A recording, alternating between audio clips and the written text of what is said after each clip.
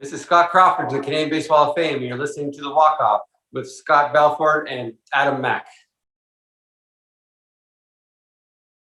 All right. I am honestly so excited to be joined by today's guest, the Director of Operations for the Canadian Baseball Hall of Fame and Museum in St. Mary's, Ontario, Scott Crawford. Welcome to The Walk-Off, man. Thanks so much for joining us. Hey, thanks for having me on. I love the name Walk-Off and your name as well. Well, there we go. Yeah, we're it's a Scott only podcast. Adam, we're kidding. Obviously, you're welcome. And the walk-off is kind of a tip of the hat, right, to the Joe Carter home run there in '93. So I'm glad you appreciate that. Yeah. That was a pretty big home run in our Blue Jay history world. So I would say one of the biggest. I would agree with that. Honestly, I am so excited to delve into what Canada has meant to baseball. It's funny because when you think of, like, when people just think of Canada and Canadian sports in general, hockey is normally obviously what comes to mind. And a lot of times it's the only thing people think of. But Canadians have been contributing and growing the game of baseball for over a century. Tell me a little bit about the history of Canadian Baseball Hall of Fame, the museum itself. When did it get started, and why do you feel it's important? Yeah, well, the Hall of Fame started in the early '80s. Actually, 1982, we were incorporated into a business by Bruce Prentice. Bruce founded the Hall of Fame, and it was in Toronto, right by where you used to go to Blue Jay games. It was right by Exhibition Stadium, and for the first few years. And it was basically Bruce started the Hall of Fame because there were a lot of good Canadians back then playing the game or had played the game, let alone now there's even many, many more. But he wanted a place to honor them and tell stories and make sure people don't forget that we're a baseball country more as well as a hockey country. The Hall of Fame lasted a couple years at Exhibition Place. And then, as we all know, Ontario Place is right across the road. It sort of jumped over to Lakeshore and into Ontario Place for a couple of years. So I don't know if you were visited when it was in there. And then it ended the Toronto days. It kind of got lost and it kind of got hidden because there is so much to do in Toronto. It's so big. There's all kinds of parks and amusements and things to do, and it closed down.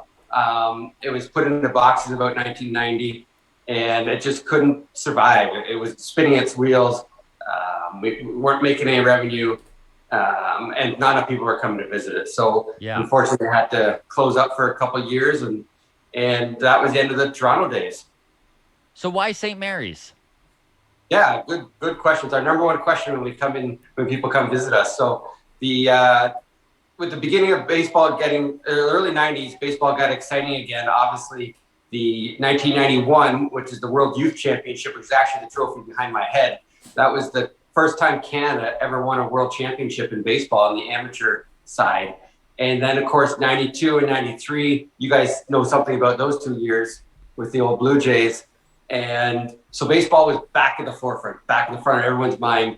And 12 cities said, "Where's the Hall of Fame?" And it's in boxes. So they wanted to bring it out of the boxes. Yeah. It was in a warehouse in Toronto, everything. And it came down to basically St. Mary's and Guelph, who was going to get the Hall of Fame. Guelph has a huge history because, of course, George Sleeman in the Guelph Maple Leafs back then. And I think he invented beer and baseball at the same time. So that was two smart moves on his part, but or at least put the two together. But it came down to St. Mary's. We won basically in August 1994. We were awarded the Hall of Fame. And it was because of two main reasons. One is we have 32 acres of land here, which have 4 amazing baseball fields plus walking trails in the museum. So that was donated by the St. Mary's Cement Company. And then secondly is the history of the game. If you go way back to 1838, on June 4th that year, there was a ball game in Beachville, Ontario. If you get your map out, Beachville, Ontario is just south of St. Mary's. Okay. Wow. But the whole thing. 1838, you said. Yep, 1838, wow. June 4th. Look it up on Google. You can find out a whole bunch of stuff about that game. But the coolest part about that game is there was a fella at that game named Adam Ford. Okay. Adam Ford wrote about the game. He was a mayor of St. Mary's. He lived in St. Mary's, and he was a doctor in St. Mary's. So that brought the historical tie out of Beachville where the game happened, and it plunked the Hall of Fame and the historic reason it's in St. Mary's And that's why we're in St. Mary's. So That's incredible. I had no idea baseball has been played in this country for almost 200 years. That's unreal. and that was and it's not the first game because there is no real first. We know when Major League Baseball started, whatnot. The first mention of baseball in Canada was actually in 1793 in New Brunswick. Wow. Yeah. But the big difference is in New Brunswick, it was just basically like you're not allowed to play baseball by the church windows for obvious reasons, right? But it didn't describe the game. It never described anything. In 1838, there was a long, big description of the ball game, and that's really was the first description of a ball game being played in Canada. So kids have been breaking windows with baseballs for almost 250 years. I love that. Yep. They sure have been, and that's, you don't want your broken window, but you want to see kids out there playing balls. So. It's interesting because when we put it out there to our listeners that we were going to talk to you today, one of the questions that kept repeating itself was, what are the induction regulations? I know it's not necessarily being Canadian, correct? It's having contributed in one way or another to Canadian baseball. Yeah, for sure. 70% of our 70% of our inductees are Canadian. Okay, the other 30% are like your good friend Joe Carter, Robbie Alomar, Expo-wise, Tim Raines, Tim Wallach, Steve Rogers, Vladimir Guerrero. So they've done something significant in the game of baseball in Canada. If you're not Canadian, you're not going to get in the Hall of Fame if you play a week with the Blue Jays or if you played a month with the Expos. You have done something significant. For example, the fellow who's played the least for one of those teams is Roberto Alomar. Okay, he's in our Hall of Fame. He played 5 years with the Blue Jays. But can you name me a better all-around Blue Jay player in the history of the Blue Jays? I mean, Gold Gloves, Silver Sluggers, stolen bases, average, home runs, like Cooperstown. Yeah, for sure. Yeah. So you have to play sometime. More the better for the Blue Jays and Expos.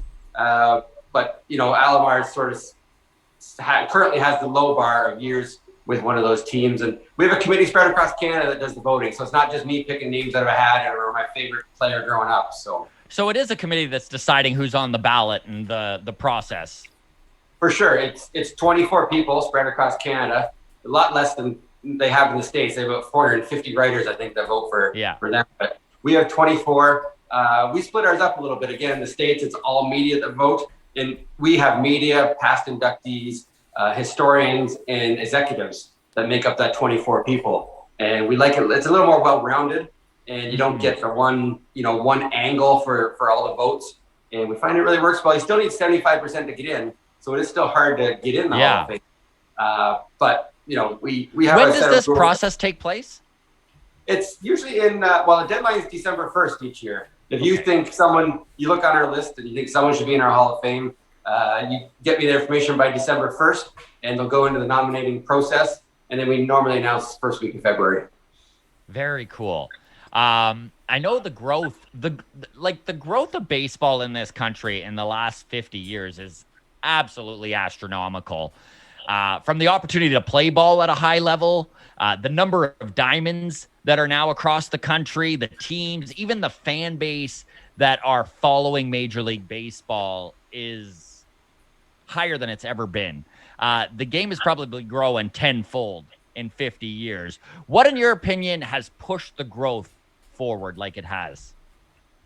I think it has a lot to do with, starting back with Fergie Jenkins, and then you got Terry Poole, who was really good in the 80s, and you got Larry Walker, who came in the late 80s and did really well in the 90s and obviously 2000s. But Baseball Canada runs an amazing program out there in Ottawa, and they really give the junior team, which is 18 and under, a really good opportunity. They go, in a normal year, they'll go down to Florida, they'll go Dominican, they'll go Cuba to play professional teams of players from different countries, and really gives their toes wet to see how, they're a 17-year-old kid, they're playing against 20-year-old professionals, and if they want to make the next level, this is what they got to do. And it really, really shows, and it's helped. I mean, we had another first-round draft pick last year out of Burlington, Owen Casey with the Padres, and he's got traded in the big Yu Darvish trade. He was put in there, right? So he's obviously a very important person in the Cubs world who took him for Darvish. 100%.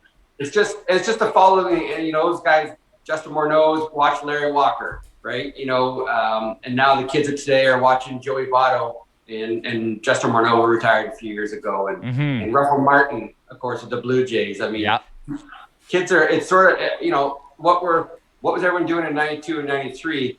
And you'd sort of add 25 years, and that's when the big increase in professional baseball players out of Canada showed up, right? Because they were diehard. The Blue Jays were number one. And I think we'll see a resurgence again. And back in 2015 and 2016, the Jays were awesome. They did all those trades to bring all those players in. They made the playoffs. They didn't do the ultimate win, but it was exciting. I mean, you couldn't get a ticket again, right? 100%. And now you're looking at this team now even, and they're starting to put wins on the board and made the playoffs last year. And you're right. I think a winning team just contributes to fan excitement. How can it not? 100%. Those kids who were 10 years old 5 years ago, now they're 15 and they're playing ball. And 5 years from now, they're going to be the ones who drafted in the low minors. You can completely see the circle. And I know that the Toronto Blue Jays are an official sponsor there at the Canadian Baseball Hall of Fame. I'm very curious, what is their role with the hall and the museum? They support us in a few different ways, a little bit financially, but mostly it's the awareness. We set up displays at the Rogers Center. We present awards, the Jack Rainey or Tip O'Neill Award, we can present at the Rogers Center. So it gets us in front of the crowd and the media. We have partnership with them. If we have, we're good friends with their social media expert. So obviously we've had a couple meetings with him to pick his brain on what they do for social media and how they do it. Because that's obviously a thing everyone's trying to grow all the time. The Jays have just been a long time partnership for a long time, and they're the baseball in Canada. They're the top dog. It's great for exposure. Absolutely. It is. And there's no better place or bigger place to get exposure than right in that Rogers Center. And we can go there and set up with very, very little issues. Inductees last year, I know it's obviously Canadian baseball royalty. We've just been talking about him, Justin Morneau. Members of the 92-93 World Series Blue Jays, John Olerud and Dwayne Ward, and longtime Montreal broadcaster Jacques Doucette. Now, I know this pandemic has been a pain in everyone's side, obviously.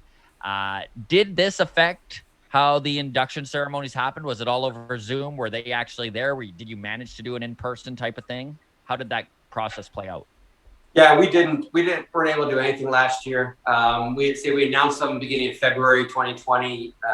We started before we knew what was coming, eh? Yeah, exactly. So we announced them. We were ready for mid-June. We always have the third Saturday in June.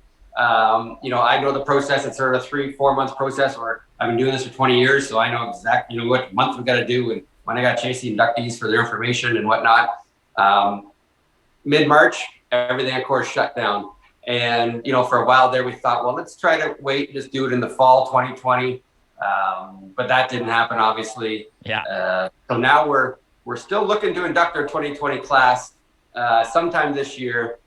We're still trying to plan it, but waiting at the same time. Yeah. To see what's going to happen. You can only plan something so many times and have it fall out before you're like, let's hold off, right? Yeah.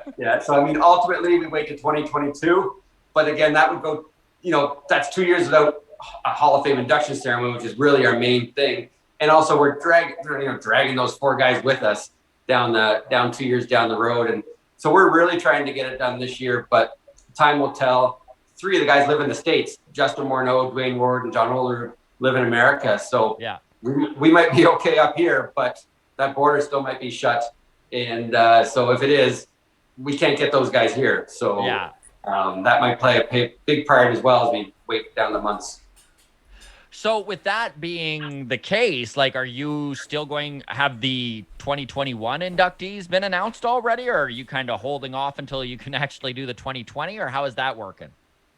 We decided this year not to have the process for 2021. It wasn't the first time ever. 93, 94, there was no vote. That was basically because we were in the middle of moving, like we talked about earlier. There was no real hall. And, we didn't move here till late August 1994. So 93, 94, you'll see in the history books there was no vote either. But in 2021, our board of directors just said, let's not do it.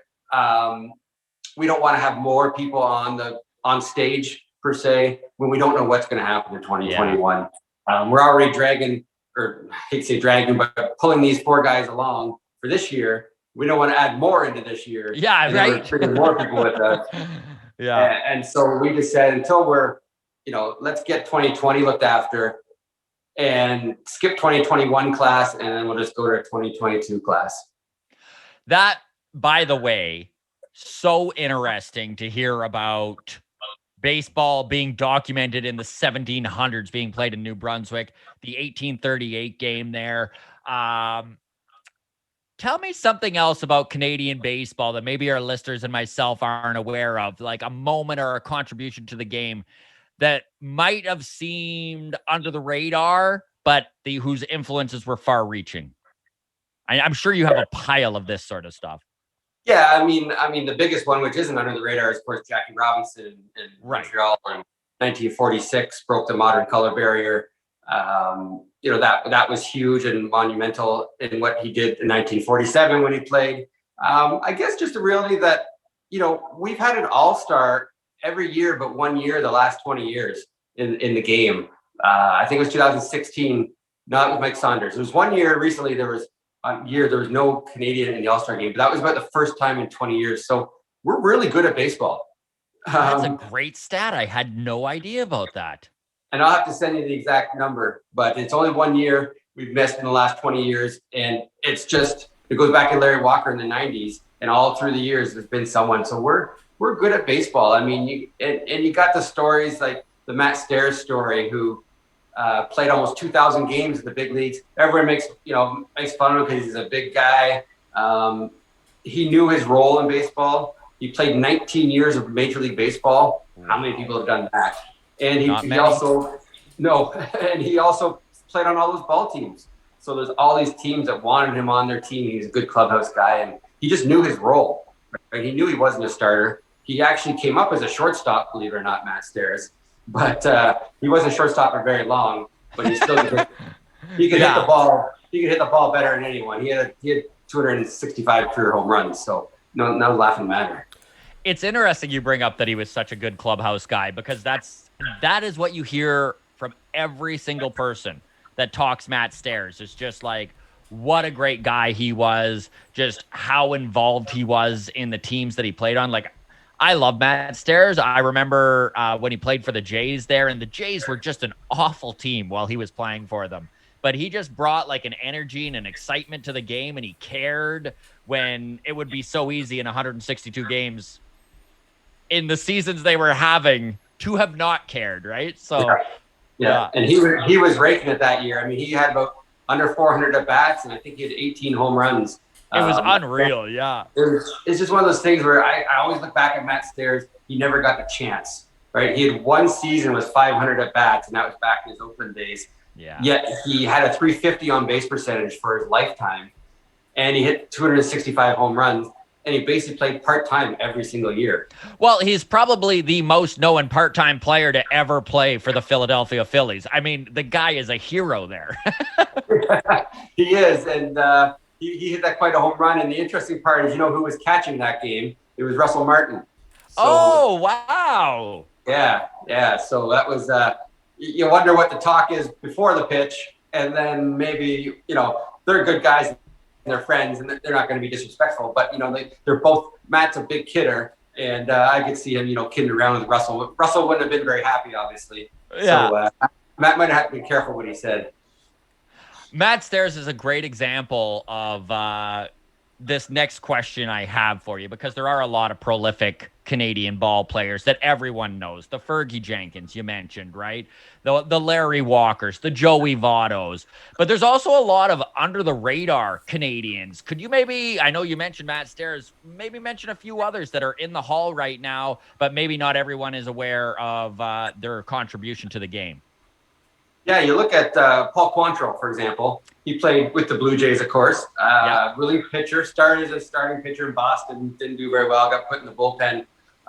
He pitched 841 games in Major League Baseball.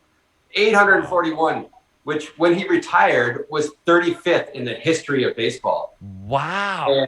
And he retired 10 years ago now, so it was down a little bit. But 841 games, he's the all-time Canadian leader. Fergie Jenkins pitched 664. Real Cormier is now past Fergie as well in his days, but 841 games. Quantro had a rubber arm, and he pitched over 80 games, I think 4 years in a row, and that doesn't happen anymore. And so he's one of my favorite guys in, and of course his son's with Cleveland now. Yeah. Quantro. He's going to be in a starting rotation, hopefully come April with the Indians.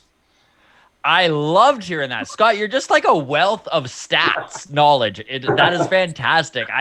Honestly, it's so funny because if you had given me a multiple choice question there as to which pitcher pitched the most games as a Canadian, I would have picked Fergie. I would have just assumed it was Jenkins. And Paul Quantro had almost 20% on him. Wow. Yeah, it was for a long time, Fergie. I mean, he's the greatest starting ever. One of two in Cooperstown. No other starters come close to matching Fergie, but Paul and Real are both knocked Fergie into third place for games played or games pitched. Unreal. So if people are visiting the museum, obviously we're talking down the road when we can all still pile into places and be close to each other again. What are some of the displays and exhibitions that people should definitely seek out to look? Well, we have. I'll just name a couple. I mean, obviously the whole place. Yeah. But one we talked about, which is very key to your walk-off title, is Joe Carter, and we have two artifacts from that home run actually on display. And you can't add them to your house or anything, but we have the actual home plate that Joe Carter stepped on for the World Series winning home run. Very cool. Paul Beeston gave that to us in 2002 when we inducted him in the Hall of Fame. And then we have Joe Carter's helmet that he wore that fell off his head at first base. And if you watch, Rich Hacker, I think it's the first base coach, he went back and picked it up with good thing. And we have that on display here at the Hall of Fame as well. So those are two of the coolest things I had to get in while I'm talking to you guys that we have on display. The bat is in Cooperstown. I'll assume Joe has the ball. I haven't actually asked him, but I assume Joe Carter has the baseball. But that's sort of Blue Jay wise. Expo wise, we have the last home plate from the Olympic Stadium from the last game in 2004. It's a great artifact to have. Obviously very sad because the Expos aren't around anymore, but we got the last home plate from that. Speaking of Fergie Jenkins a minute ago, we have his Cy Young Award, his 1971 Cy Young. And only two Canadians have won the Cy Young, him and Eric Gagne back in 2003, right, with the Dodgers. But it only took Eric Gagne 83 saves. No one touched him that year. Yeah. But we have Fergie Cy Young. And, of course, we have a Babe Ruth autographed bat in baseball. Wow. Those are – everyone knows Babe Ruth. If you've never played the game or talked about the game of baseball, you say Babe Ruth, people know who he is, right? So that's probably the biggest highlight in our museum because whether you're a diehard fan or a fair weather fan or never heard of the game, we say there's a Babe Ruth autographed bat involved, and people get excited about it. Why wouldn't you? I know. So out of curiosity, the fact you have Fergie Jenkins Cy Young Award there, what is the cooperation between the Canadian Baseball Hall of Fame and Cooperstown? Is there ever a moment where they're like, that should probably be here? Are they forgiving of that? Like, how does that work? They are National Baseball Hall of Fame is amazing. I mean, we're great friends with Tim Mead, the new president, and Tom Schreiber, the head curator, and the archivist is actually from Quebec. So we got an extra special in there. The librarian is great. Like, we're great friends with them. There's ever been any artifact arguing back and forth. Right. They get a lot more stuff because they're on the ground more. They're at the games, they're at the stadiums. They have the history, and they're the biggest and best baseball museum in the world. I'll say that even though I work here in the Canada one. No, I get it. I've seen their vaults and their archives and everything, and they're the best museum, and definitely best baseball museum for how they look after stuff and store stuff and tell the stories, and I'm jealous of them. But we don't. There's no discussion about artifacts. They get what they want. We get what we want. And we have the Canadian angle more than they do. And also the teams want them, and the players want artifacts too. some players like to keep everything and some players keep nothing. We found the total polar ends of that. And, guys like Joey Votto, he likes to keep some of his stuff. He's obviously going to be in our Hall of Fame. Yeah. If he has 4 or 5 more good years, he'll be on, a good chance for Cooperstown. Yeah. But he's also setting all the records for the Cincinnati Reds, right? So He is. That's one guy. When he was doing Canadian stuff, no one really cared. No competition for stuff. But now he's setting Cincinnati Red records. He's getting closer to Cooperstown, and we want the stuff, and he wants some stuff. So now there's a bit of it's a friendly battle. It's no battle. It's a friendly of course thing. But ultimately, we always say the players first. It's the players' stuff. Team second, because again, some of the jerseys belong to the teams, right? The helmets belong to the teams, and then Cooperstown, and we get sort of what's left. Do you find that there's good cooperation with the teams? I mean, other than the Toronto Blue Jays, who obviously are cooperating with you? Yeah, the teams are great. Like I've been in touch with all the teams already this year that will probably have a Canadian on their team. That like the Reds and the Seattle with Paxton, and of course the Blue Jays with Romano and Guerrero, and on and on and on. Cleveland with Naylor and Quantro. Just to make sure I had the right contact from last year and nothing's changed, and just sort of touch base with them again. And I give them a reminder saying, I'll be calling in the season, don't forget us. But then as history points come up, or, when Votto's really the main veteran right now playing, but, when Russell Martin was playing, and you got to watch those career highlights, when Russell became number 1 for catching, Joey Votto passed Justin Morneau for games played a year or 2 ago.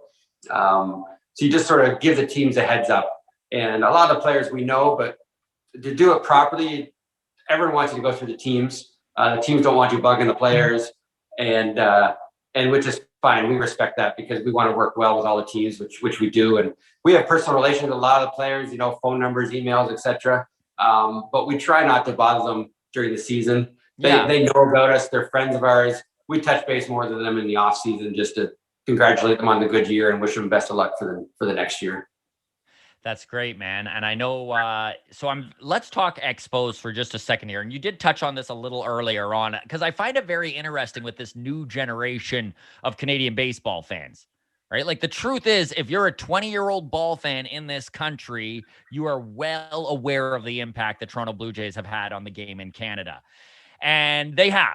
They've been massive, obviously. But the impact the Montreal Expos have had is truly immeasurable. And they were in the National League, in Major League Baseball, almost 10 years before the Jays.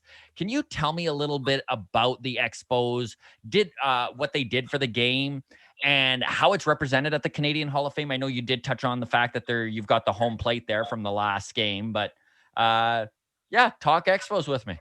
Yeah, I mean, Expos were first, right? As much as you love the Blue Jays, Montreal got a team first in 1969. There was their first year, so obviously awarded the year before. There's so much great history from Charles Bronfman, who was the founding owner. The team cost $10 million. He put in 4 of the $10 million to get the team going. Jim Fanning and John McHale were the two sort of people that were put in charge to make it happen in a very, very short time. They're both in our Hall of Fame. Jim Fanning is one of my dearest friends. He passed away a few years ago, but he just lived in London his last few years, which is half an hour south of us. So he became really close and attended all our events and whatnot. But I mean, Jim Fanning and John McHale were out there. You hear the stories of unfolding the seats because they didn't have enough seats for opening day at Jerry Park. So they're out there unfolding the chairs before the game. And this is the president and general manager of a major league team. Yeah. It was like, do anything, get this game going. And it was great. I mean, Claude Raymond was the first Canadian to play for the Expos, right, in 1969. So that was the first Canadian. Rusty Staub was the first superstar with the Expos. He played for 3 years at the beginning and then left and then came back. He's in our Hall of Fame as well. Yeah.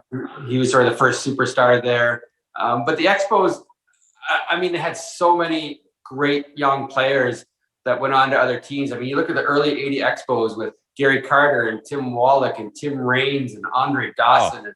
And I'm missing Gary Carter and I'm Steve Rogers. And, those are just the ones in our Hall of Fame, let alone the other players that the Al Olivers, maybe it's the wrong time, Al Olivers and Warren Cromarties, and I'm missing all kinds of guys that my Expo friends are going to be mad at me now.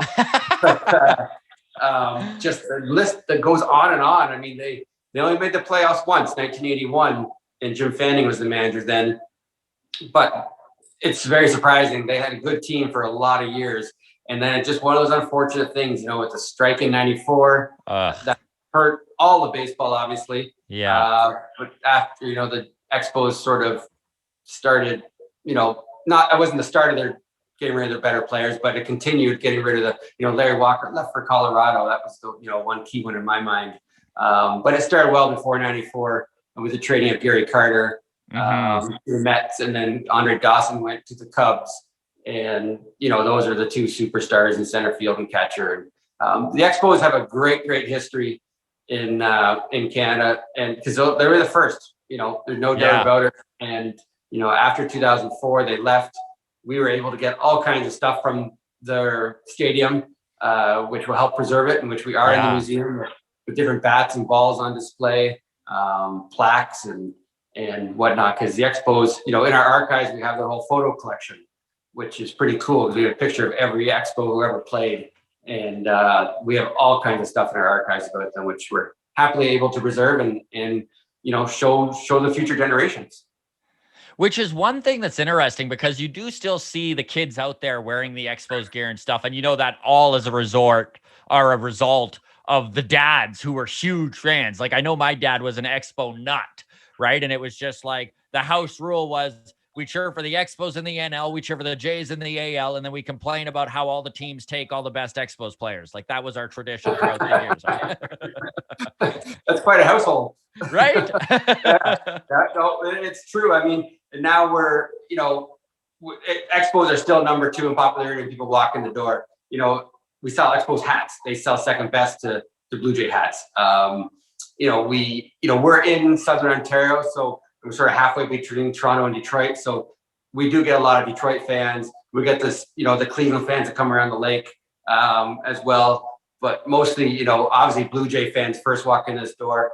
But a close second is those Expo diehard fans, even though it hasn't been a team since 2004. Yeah, in almost 2 decades. It's crazy how prevalent it still kind of is. Yeah, no doubt. And it should be. Again, they were the team for almost a decade before the Jays even existed. And the Jays were going to be the Toronto Giants, right? They were going to, San Francisco Giants were going to move to Toronto in in 75 or 76. They had that deal to bring San Francisco here, and we were going to be called the Toronto Giants and have a green logo and with a big G on it. And that fell through last minute. And then thank goodness. But true. I'm glad we have our own team now. But, Don McDougall and the Bats and Peter Hardy and Paul Beeston and those guys all got things going and made the Blue Jays a reality. Now, we're going to go back to the Expos for just a second, because this guy, we've already talked about him several times, but he might be the most prolific Canadian to ever pick up the bat. Barry Bonds, I was just reading this the other day, recently mentioned Larry Walker was one of the best players he ever played against. Have you met Larry? Yeah. Yep. Several times. I would agree with Barry Bonds. Not much I agree with about Barry, but yeah, right. he is right. I mean, Larry, and people always say, who's the best Canadian hitter or player? I mean, Fergie's the best pitcher by far. Yeah. All round player, no doubt about it. Larry Walker. You can go back to Tip O'Neill, who we named our trophy after from 1880s. He actually hit 326 for a career average, and Larry Walker hit 313. So you could say Tip O'Neill was maybe a better hitter, but it's also 100 years ago, so hard to compare. But Larry stole 230 bases. He hit 383 home runs. He won Gold Gloves, Silver Sluggers, All-Star games, MVPs. There was no one better in Larry's generation than Larry Walker. And this is what people forget about Walker is everything you just mentioned. He had speed. He was defensively incredibly sound, just an all-round good ball player. And it kind of gets lost, the defensive end of his game sometimes, because his offensive numbers were so impressive. Yeah, that's what's hard is it took him 10 years to get enough Cooperstown votes, and the main argument was of course Colorado and the Rockies in the air. We all know that was the main argument, which didn't make sense, but that was what it was. Yeah. But that didn't help him steal 230 bases. That didn't sure help him didn't. throw out a dozen guys at third base. Like it doesn't help you win a Gold Glove award. Yeah. His batting average, it was 313. His on base was 400 for his career. Like for his career. yeah. And he's I'll say top 30 in all-time on base percentage in the history of the game. Yeah. Like it's just, he was such an all-round player. He had injury troubles. He didn't play 2,000 games. He didn't get 400 home runs. Mm-hmm. But he won 3 batting titles when he played. His injuries kept creeping in to him. And, that was ultimately, why he didn't play as much as he did. But when he played, there was no one better in the game. It was so huge to see him finally get that final push into Cooperstown and get inducted into the Hall of Fame. I think that was really, obviously, you probably feel the same way, just big for Canadian baseball in general. It is. I mean, we haven't had one since Fergie Jenkins in 1991. Yeah. So it was 30 years. And think about when our next one might be. I'll use Joey Votto, for example, because he's sort of, the next great one that's still playing. But he needs to have 4 or 5 more good years. Yes. And then he needs to be retired 5 years. And then you're on the ballot for 10 years. Yeah. Up to 10 years. So he could be 20 years away from getting in the Cooperstown. Into the Hall of Fame. It's very true. Yeah. And so we might not have another Canadian for a minimum 20 more years. And that's why, Larry, he took his 10 years, which was hard to believe. I was worried a little bit because during his 10 years, they took the ballot from 15 years on the ballot to 10 years on the ballot. Yeah. And he was down at like 20%. So my fear was, oh no, because my original prediction was he'll get in between year 10 and year 15. That's what I thought. And I guess I was right at year 10, but I didn't think it'd be his last year on the ballot and have our biting our nails so much. He didn't even think he was going to get it. Like, that's what's really funny to me is in true Canadian fashion, he was so humble. Like when they called him and he was shocked and they, it was a sports highlight forever, right? He's in his SpongeBob pajamas. Like, yeah. No, it's great. I mean, we inducted him in our Hall of Fame in 2009. He's in the Canada Sports Hall of Fame. He's in the BC Sports Hall of Fame. He's just a down-to-earth guy. He doesn't need the honors, right? He lives his life. He does what he wants. He's got money that he doesn't have to worry about anything, or his great grandkids don't even worry about anything. Yeah. So he's just a down-to-earth, cool guy. He just goes with the flow and likes to play golf. And he just got Instagram, so now he's getting that social media stuff, which is kind of cool. But he's just like whatever. He didn't really care. He didn't think he'd get in. I mean, that SpongeBob shirt, I think, is in Cooperstown now. I think they got that. So, which is cool. Again, that's Larry Walker. The more Canadian stuff that they can show off, the better. The only sad part is now we don't get to go to a ceremony in July because they're having no public. They're having private. Yeah, so frustrating, but the world we're in right now. Yeah, we were going to have a huge contingent go down to Cooperstown. We were down there for Vladimir Guerrero and Tim Raines and Roy Halladay the last few years. And we planned to bring a lot of people down for Larry Walker and get in the front row and cheer him out with their Canada flags. But now we'll have to do it like everyone else from home. Yeah, that's too bad. That would have been very cool. Yeah. Tell me a little bit about some of the stuff behind you there. I know you touched on the trophy there. What else can you show us? Yeah, well, that is, I'm sort of sitting behind, I'm actually in the Blue Jay Expo room in the Hall of Fame. It's sort of in front of me that way, I guess, on the camera. So, I can look around and that's where I can see Joe Carter's home plate and helmet. The World Series rings, we have a 92, 93 World Series ring. Oh, cool. They're locked behind some pretty safe glass. And, we got team signed ball from 1977. We got a 1985 ALCS bat from the Blue Jays, team signed bat. And then the Expo stuff's on the other wall from Vladimir Guerrero, Andre Dawson. we got two teams. Unfortunately, we got two teams signed balls from the Expos. Their first year in '69 and their last year in 2004 on display. But it is what it is. They left. Hopefully, they come back. But behind me is basically, we talk about Canadian baseball. That's the big trophy from 1991. In beside the trophy is the medal, the gold medal and the ring they would have won. Behind me, there's a glove. That black glove actually belongs to Andrew Albers from Saskatchewan, and he's back in the big league. Well, back in Minnesota. He pitched in Japan for a couple of years, but he signed back in Minnesota, which is great. But he was the starting pitcher for the 2011 Pan Am Games gold medal game, which Canada won. And that's a glove he wore in the game he's pitched, and he donated that glove to us. So that's what a pretty cool piece of history. That's awesome. It is. And I don't know if you can see the actual gold medal beside his glove. Holy crap, you've got a gold medal there with it. That is so cool. Yeah, that's from the 2015s. We won back-to-back gold medals. We won 2011, and then in 2015, the games were in Ajax, Ontario. Yeah, I was in Toronto for that. That's right. Yeah. That's so cool. And that's Chris Robinson, who's the catcher for Canada that tournament. He donated us his gold medal to keep on display. So we're pretty, good relations with the players, and lucky to have that stuff on board. I mean, our men are top 10 in the world. I think they're right around 10th number ranked in the world. But our ladies baseball team's ranked second in the world behind Japan. Yeah. So we're, like I said earlier, we're good at baseball, and we shouldn't hide it or be, hide behind hockey or not talk about it. We're good. Yeah. That's great, Scott. Honestly, thank you so much for taking the time to kind of go over all this with us. Like, I am just, as a baseball fan, I'm just in my glory right now. Go ahead and before we let you go ahead and plug your social media and the museum and how people can go about. I mean, I know we're in the middle of a pandemic, but give us the lowdown. Yeah, for sure. I mean, everything you want to find out about us is on our website. It's very simple. baseballhalloffame.ca. We keep it nice and simple. So baseballhalloffame.ca on that. We have Twitter, Facebook, and Instagram. Our Twitter is just CDN Baseball HOF. So that's easy. We're always looking for more followers. We always tweet out lots about not only about us, but about Canadian baseball, but the Blue Jays, anything they do with our inductees or Canadian baseball. And there's lots right now as spring training started.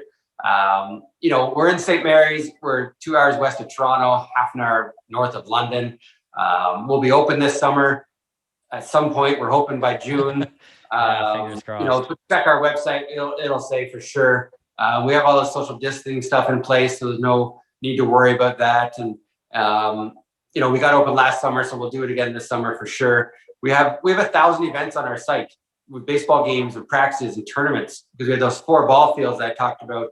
So no matter what day you come here, there's going to be kids playing ball on the site, and that's some pretty interesting ball. Like I mentioned, Owen Casey was drafted in the first round this past summer. Well, he played ball here in 2019 on his Fieldhouse Pirates team. So you can see the best when you come to St. Mary's. Check out the museum and check out some ball games.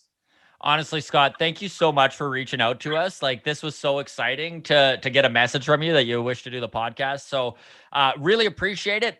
If we reach back out maybe in June or July, once the museum's up and running, we can maybe talk again. Are you cool with that? Oh yeah. Call me anytime. Love to talk with you guys. That's great, man. Thank you. All right. Thanks, guys.